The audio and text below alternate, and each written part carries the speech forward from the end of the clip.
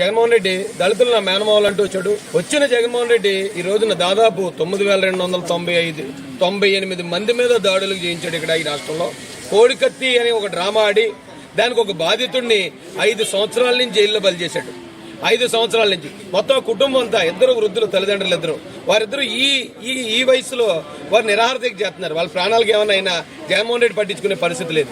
సొంత తమ్ముడు సొంత బాబాయిని చంపేస్తే యాంటిసిపేటరీ బెయిల్ ఇప్పించిన జగన్ రెడ్డి ఏమీ చంపలేదు, ఎవరిని చంపలేదు, మానభంగం చేయలేదు, ఎవరిని కత్తించుకుని పడలేదు. ఏదో అభిమానంతో మీద పడితే చిన్నది గీరుకున్నదని 5 సంవత్సరాల పాటు ఒక దళితుని జైల్లో పెట్టడం, అలాగే దళితుని చంపి డోర్ డెలివరీ చేసిన వాడిని పక్కలో పెట్టుకుని భుజం మీద చేసి తిప్పుకోవటం, 2-3 పదవులు ఇచ్చి ఎంకరేజ్ చేయటం, ఈ జగన్ రెడ్డి మోసాన్ని, ఇతను దళిత జాతికి చేసిన అన్యాయాన్ని ఖచ్చితంగా 2024లో కుక్క కాటుకు చెప్పు దెబ్బలా కొట్టి మేము చంద్రబాబు నాయుడు గారిని గెలిపించుకోబోతున్నాం.